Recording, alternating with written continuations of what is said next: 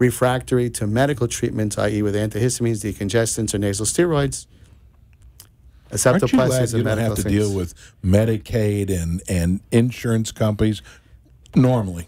Well, that would be a real hedonistic expression to say that I'm glad I don't. Let me tell you something. I went I'm into hearing medicine. doctors complain every day. I went into medicine because I'm compassionate. I like what I do. My hands work. I have a skill set to help people get better with my skills as a surgeon. Okay? You change people's lives. There are times we do. You know, in terms of somebody can't breathe, making them breathe with a septoplasty is wonderful. I really like doing this surgery I do. I mean, for example, you talk about insurance. I was fortunate that I never had to serve in the military, but I still take the military insurance because I feel it's my way of giving back. Wow. And when I trained in Louisville in Kentucky, Fort Knox is down the road from us, so we took care of a lot of the Army guys. And it's like, I find it's kind of a little bit criminal. I think every doctor should have to take the military insurance because, you know, there's guys that put in their lives on the line every single day to live the life that we have. And yeah, we don't get paid as well by taking care of whatever the military insurance as we would be some of the other things that I take care of. But it's part of my responsibility. I feel it's part of, I'm giving back a little bit. Not a lot, because I'm not holding a gun. To give back. But I know, for example, today we saw 2 patients with the military insurance, and both of them said, I'm the only guy in Palm Beach County that does this. And it says, wow, in this whole county, I'm the only guy you got to go see? Yeah, I don't believe that to be totally right. But, you know, so when you talk about insurance and the hassles, yeah, I'm not going to lie, the paperwork's phenomenal. And honestly, Medicare is easier to work with than a lot of the commercial insurances because you don't have to get authorization for the things that you do. And yeah, they don't pay theoretically as well as would be some insurance companies.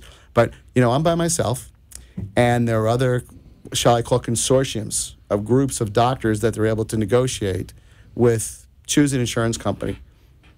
I'm not saying Aetna's any worse than Metropolitan Life or, you know, Humana, but I'm saying is that when you have a group of doctors going to the insurance company to say, listen, we want to provide your services, but we want more money for this thing than we're getting, they have a hell of a lot more clout because there's 40 of them, for example, than little old me. So I get kind of hit on the other side, so I'm not getting the same kind of reimbursement that maybe people in my same specialty are doing, but because they've been grouped together in a monster practice that they can do that.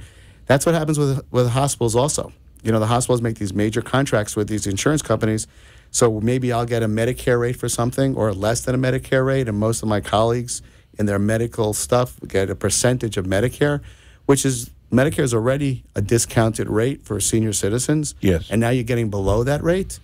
You know, why do you think the doctors are crying? They're right. It costs the amount of work and training they've had to put themselves through and the risks they take every day to manage their patients the way they're doing. And then getting that's a Medicare rate. And then you're getting sub-Medicare rate. Wow. You know, you have to cover your overhead. Everything's gone up in price to do. And, you know, 20 years ago, you really didn't need a computer, or maybe only one need computer to run your office.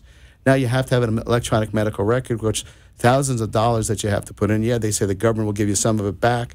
I don't know a doctor alive who's using an electronic medical record that's happy about using the electronic medical record. So in our effort, I think probably in 15, 20 years from now, when all this stuff sorts out, it's going to be a good thing to have an electronic medical record.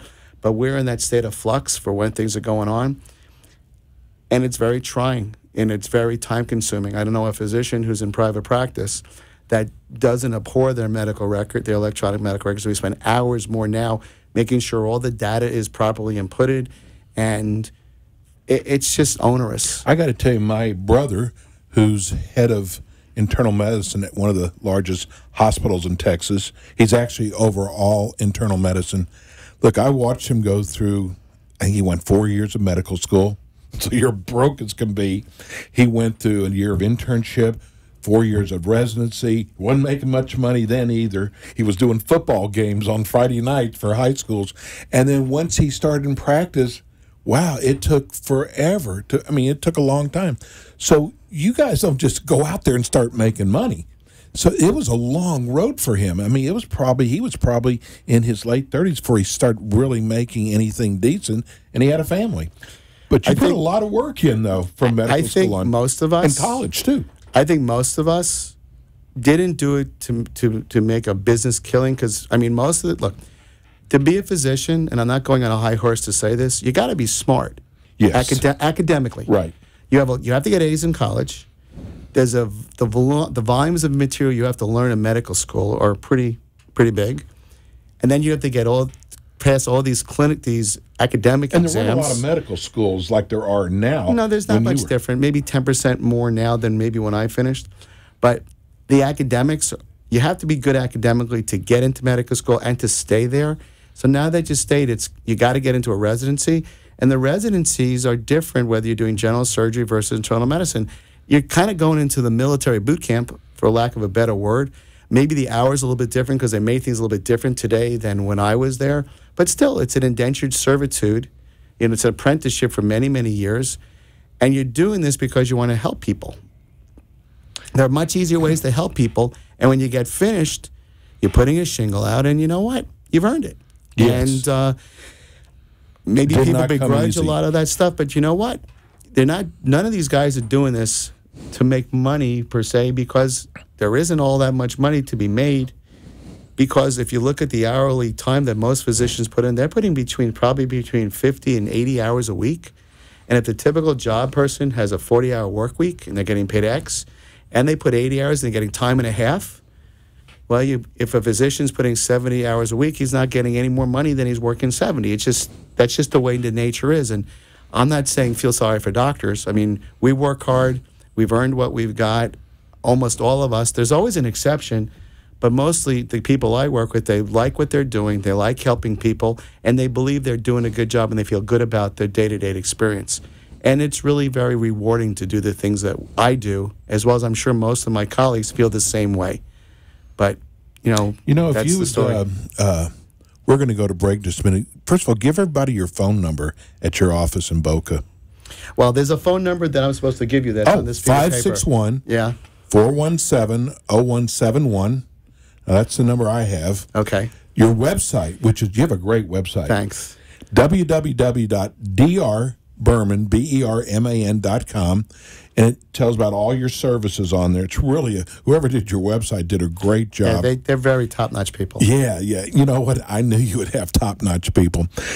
And listen, just from this is our second show together. You got a great bedside manner. You can tell a person's personality. And I think that's important too.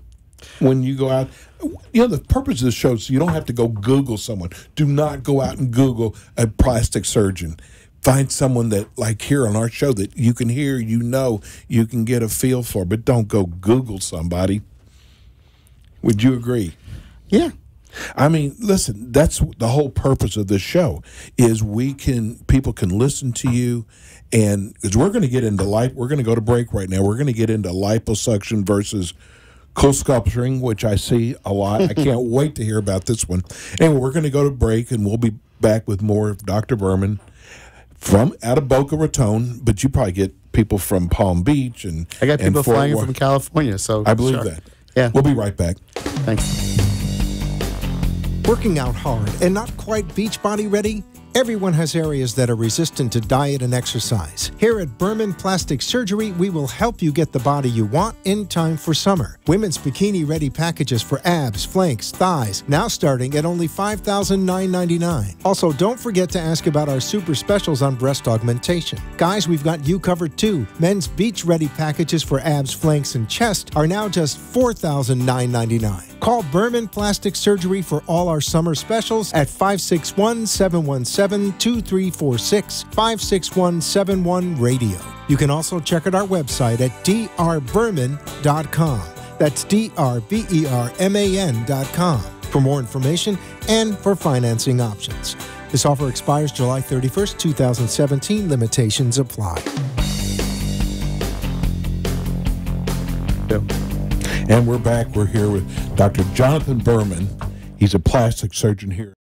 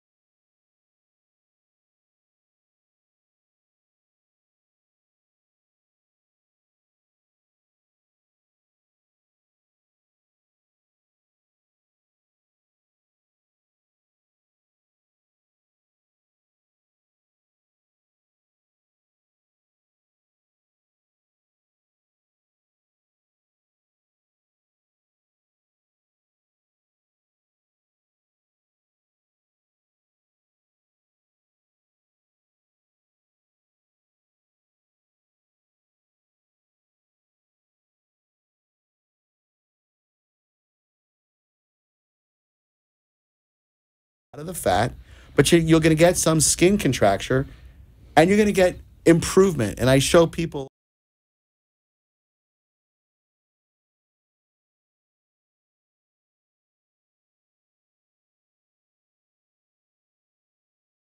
It's going to look like kind of hanging skin. And basically I said, well, those are the two areas from the best to the worst. You're probably going to be somewhere in the middle. I can get the fat away, but are you okay with the fact that you're going to have some hanging skin? And I have not had a patient ever say, yeah, I want that, because I can't stand I hate the Oprah bat wings. Right. So the lipo has been great. So now enter Thermi. What a wonderful opportunity that I can get some skin contraction. Now, you're not going to get 100%. That's totally unrealistic. But if you're getting another 10 to 15% of skin improvement, that's a nice thing to offer somebody. I mean, I have a man. So Thermi is a skin reduction system. There's three modalities. There's Thermi Tight, which means it's minimally invasive. You're putting this little probe underneath the skin, and you're heating that element up along the areas that you want to get skin tight, and that's where it is. And anywhere you can put the probe, you'll get skin tightening, okay? Then there's something called Thermi Smooth. You use this guide. It looks like a pencil with a flattened eraser, and you put it over the skin. The whole idea is you're going to raise the skin temperature to about 43 to 44 degrees centigrade. Painful? It can be. Not terribly painful. We give some topical to numb it up. And there's no question, if we make it too hot, you're going to be ouch. So there's a point of how ouchful you're going to get. That's why when we do Thermi Smooth, there's 3 times. You do it once every 3 weeks, 3 sessions, because cumulatively... How long does it take?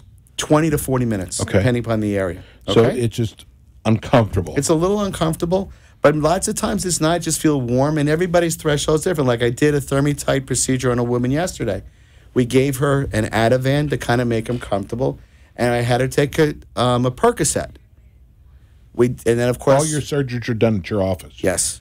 Well, the cosmetic ones, if they're healthy, yes. Certainly, if they're not healthy, I go to the hospital. I got to tell you, I saw one of the most beautiful woman the other day. Older woman, looked great. I know she'd had some work done. But as soon as she lifted her arms, it's a dead giveaway. Yeah. I hate that scar. I like the fact that, I mean, I guess I'm old-fashioned, but I like the whole concept that if you look at somebody who's had surgery with me, I like it when I hear my patient sometimes says, I haven't seen that person who's came up to me like 4 weeks ago, and she said to me, what's different about you? You look really good. Did you lose some weight or something? That's the best plastic surgery. That's like the ultimate compliment for a plastic surgeon to get. That one of their patients gets seen by one of their friends, and they get told, you look really good, but they can't put their finger on it. Like, did she or didn't she used to be one of my old bylines. Right. Okay? Or shh, that kind of thing. So, that's kind of what the goal is for what I do in the day-to-day purposes. So the Thermi's nice because I can do it minimally invasively. I can do something called Thermi Smooth, and then ready for this is crazy. There's a device. We got to go. I'm sure. I could just sit here and listen to you all day.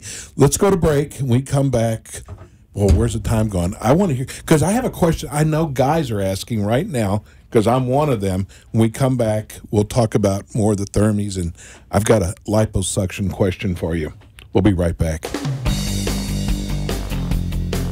Working out hard and not quite beach body ready? Everyone has areas that are resistant to diet and exercise. Here at Berman Plastic Surgery, we will help you get the body you want in time for summer. Women's bikini-ready packages for abs, flanks, thighs, now starting at only $5,999. Also, don't forget to ask about our super specials on breast augmentation. Guys, we've got you covered too. Men's beach-ready packages for abs, flanks, and chest are now just $4,999. Call Berman Plastic Surgery for all our summer specials at 561-717-2346, 561-71-RADIO. You can also check out our website at drberman.com. That's drberman.com for more information and for financing options. This offer expires July 31st, 2017. Limitations apply. I was just telling, I'm here with Dr. Jonathan Berman. Phone number there is 561-417. He's kind of a little kid too. 0171, but you got to go to his website, www.drdrberman.com. And I was just sitting here listening to him, and we do the show every week. And sometimes there's someone who's on the show that just, we just missed a whole break listening to him. I want to tell you something. So I thought about liposuction. Right. And the doctor said, you're not a good candidate. I forgot what it's called, but it's hardening the areas that you did it's too hard or something. Well, I was so upset I didn't want to hear about it. I have a friend who I cycle with, okay? He's a little bit older than me, and he's got this abdomen that just looks like he's pregnant. Right. And I said, I got to help you. We got to see what we can do for this, right? So I examined him, and the truth be told, he has very, very little fat above his the layers of the body are skin, fat, abdominal wall, peritoneal fat, intestines, or whatever. Okay? A lot of layers. Whatever. That's the game, okay? His fat is not superficial fat. Superficial fat is what you liposuction, which is between your abdominal muscles and the skin. Or in your arm, it's between the skin and the muscles. That's the stuff we can take away. Not all, obviously, but take away safely. That's superficial fat. And there's deep portions of the superficial fat, but that's the fat, okay? Some people are retroperitoneal, behind their peritoneum in the abdominal cavity. That fat we can't liposuction. It's hard as a rock. No, it's not hard rock. It's fat, but it's... He told me it was hard. It was... Well, because maybe you have more intra-abdominal pressure that makes it rock hard. But the answer is that fat is behind the areas where we liposuction. So what do you do for someone like me? You're not going to like my answer. Uh-oh. Nothing. You lose weight. That's it. You're going to have to go on a diet or some kind of weight reduction program, so your body is being forced to take that fat. Not a shortcut. In your whole life, whatever you've done, has a shortcut ever worked? No. Tried it? You teach your children to study and not cheat to learn the exam, because when you do it the right way, it's a hell of a lot rewarding, and you'll learn what you're supposed to learn than cheating and getting the answers, right? So shortcuts, quick fixes are not the way to go. It's like you always get what you pay for, right? Isn't that how you bring your kids up? Right. Welcome to the real world. Welcome to cosmetic surgery. There's always shortcuts. You want the best result for what you want. You don't go cheap. Right.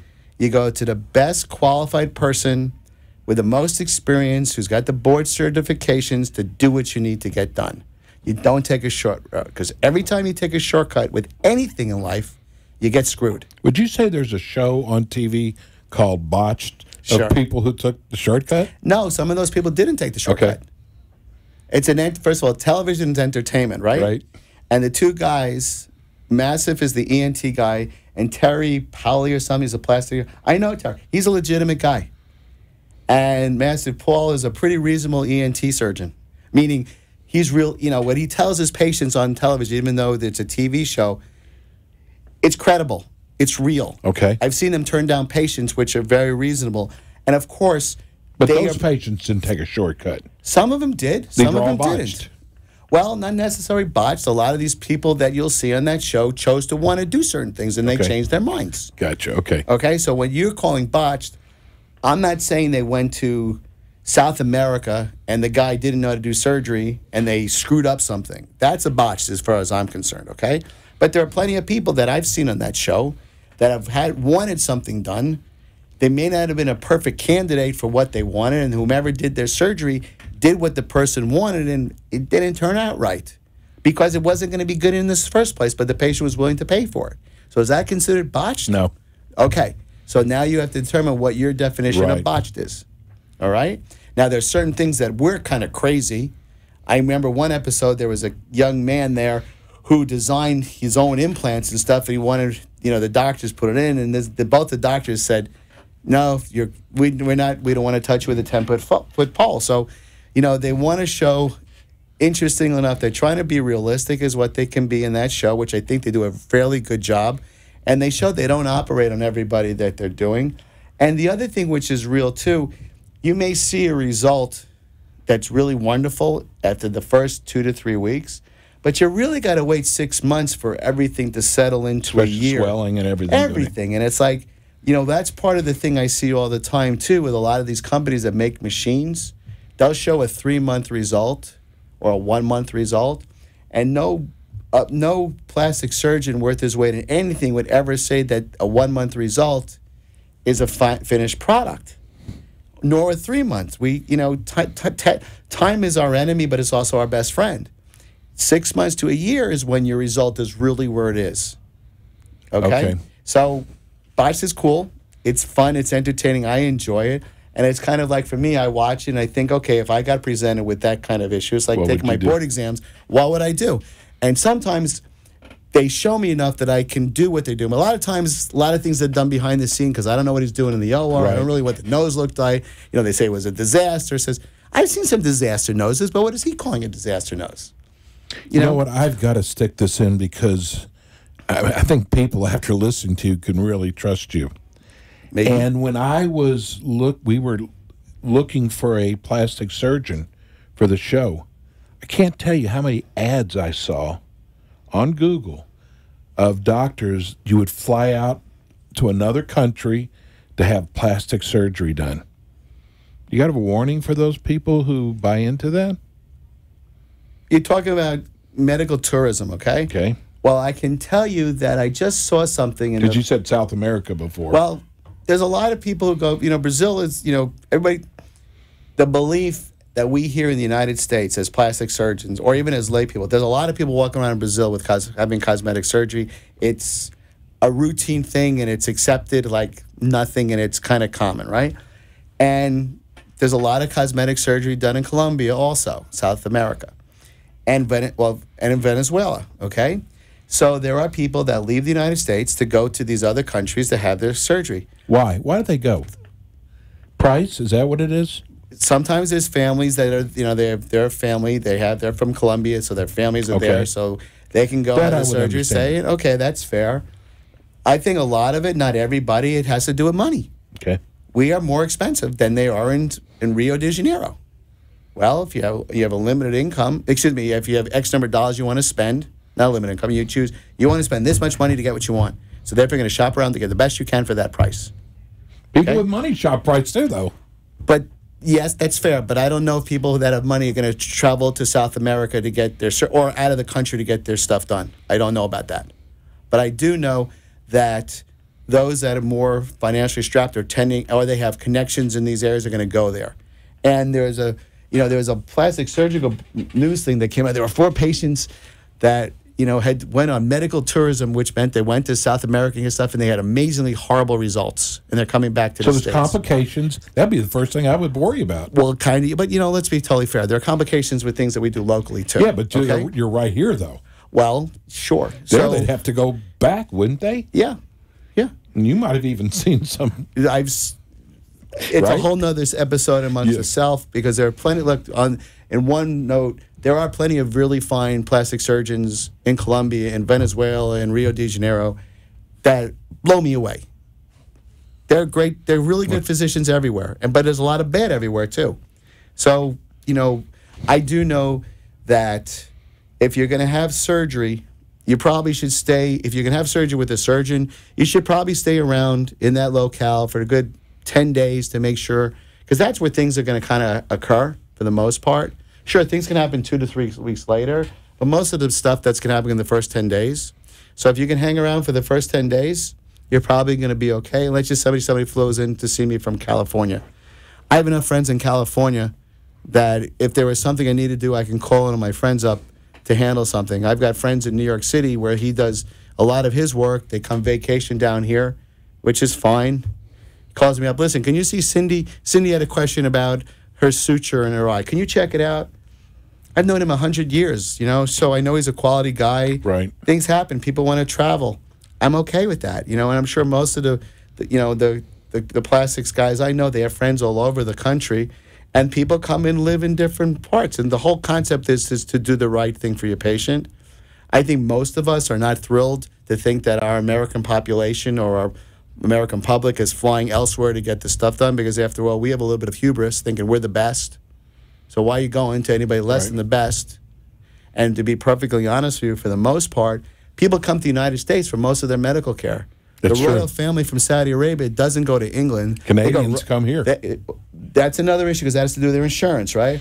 But the royal Saudi family and the royal families for most of these Arab nations, they're not going to England. They're not going to France. They're coming into the U.S. of A. to get their stuff. They're going anywhere that they choose to feel which is the best for what they want to do. And even it's the same way. A lot of South Americans are coming to Miami to get their surgeries done. Forget the cosmetic stuff because people speak Spanish, so they feel comfortable being taken care of by bilingual so doctors. Many plastic surgeons in Miami? I don't know. was like shocked. Maybe. Could be. It could very well be. But you know what? There's a lot of everything in Miami. But you know, if you had a heart problem and you were told that one of the best heart surgeons was in Miami and he was an Hispanic guy, you would feel probably pretty comfortable getting on an airplane from Colombia if you had the means, flying up, meeting with this guy, and perhaps letting him do your surgery. Now, that's a projection which I'm making, which you're going to say, maybe I'm so biased and so bigoted. I don't know. I'm not trying to be, but I can understand the thinking that perhaps, you know, the advances that we have with a lot of the medical stuff in the United States is way on the cutting edge. Certain things aren't, but I'm pretty sure a lot of the things that people want to get, if there's 100 cutting edge things, probably 50 of them are being done in the US of A. Some are definitely being done out of the United States. But, you know, if you want one of those cutting edge things and you Is out of the Israel country, ahead of us in a Israel lot? does a lot of wonderful things. I can't tell you which cutting edge things that they're doing. They have a very vibrant, very good medical community. Look, they're Jewish doctors, right? Right. Everybody makes fun. They want a Jewish doctor taking care of them. I'm a Jewish kid, right? And I'm sure there are really wonderful neurosurgeons there. I'm sure there are really wonderful thoracic surgeons. Plastic surgery. There's excellence in everything. Listen, what sucks for them is they've been in wars. People got blown up. Guess what? They have to have people that are putting them back together, right? And burn care. So they have very good medical stuff. I mean, they have one of the few first response. When Haiti had their disaster, you know, an entire Israeli unit was there before anybody else to set up camp. They got a field camp better than anybody else in the world for emergency response. I did not know that. They were the first responders. It's an amazing that little country does so much. I get goosebumps thinking about it. Look, they have problems. Trust me, they like to solve the Palestinian things as much as anybody because nobody would like their 16-year-olds. They've treated Palestinians before. Yeah, well, but the bottom line is you have a 16-year-old daughter. You want her carrying a gun and going to the military? I wouldn't. I have 2 daughters. Nobody wants that. And to think if you're going to be carrying a gun, you can get shot at. So they want peace as much as anybody else would want peace. They just got to find a happy peace that's going to be happy for. That's a political conversation, but that's another day. I want to, because we only have a few minutes. I don't care about the price, but you have a special you do in the summertime. Can you tell us a little bit about that? The numbers I don't know, but we have something for the men as well as something for the women. Okay. I'm pretty sure the women one, well, typically if you're going to put a bathing suit on, yes, you want to have some lipo, right? So you don't feel so self-conscious about that little, you know, if you have a couple beers, you want that belly roll to make it a little better and your chest a little tighter. You know, so we probably should partner with a gym. So you do a lipo, do the gym, and you'll feel better, right? We've tried, whatever. So that's one thing. And then there's probably liposuction packages for the ladies. And certainly some of these girls want to wear bikinis. And South Florida, they show a lot of skin. So bikinis and, you know, attractive breasts or something. So I know we have a breast augmentation special going on now, you know, too. I know next time I want to, first of all, we're going to start taking calls on your next show. Second of all, I want to get into some of the services you do for men, because I'm hearing more and more men are starting to really come see plastic surgeons where in the past they didn't. That's true and not so true, because still 1 out of 9 patients of mine are men, okay? So it's not like it's jumped to be 30%. Men are coming in maybe more now for fillers and injectables than they had in the last 5 years. And that might be where it's... Maybe that's what you're talking about, because it's minimal changes, then it's not... The stigma is not quite there because they can hide it, right? Then nobody has to know that they had their folds and this injected. surgery, too, I heard this is another one. The chest liposuction, yeah, we can the breasts on the men that have the big breasts. Yeah, reduction. Well, but we've done that also. And now with the Thermi, we can get the skin a little tighter, so that's kind of exciting, too. Yes. So, you know, men typically, they'll come in for the chest, abdomen, and flank lipo. Some come in for tummy tucks, many more women. There are fewer facelifts being done on men than there are women, but eyelids, for sure. Well, let me give you the information. Give him a call tomorrow. It's 561-417-0171. Go check out Dr. Bourbon's website. It's amazing. It's www.drdr, Berman, BERMAN.com. He's right over there on Glades Road, 670 Glades Road. Again, the phone number, write this down, 561-417-0171. I love having you on this. I could just sit back and listen. It was fun. You do such a great job. So Dr. Berman will be back with us in July, the last Saturday in July. Have a great 4th, everybody. Yes. We'll see you next week.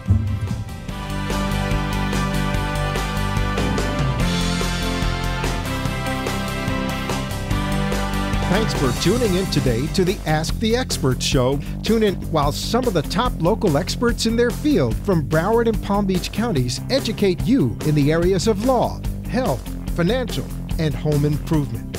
You can also call our offices at 888-574-6999 to become an expert on our show. The opinions expressed on the preceding sponsored program were strictly those of its hosts, guests, and callers, and not necessarily those of this station.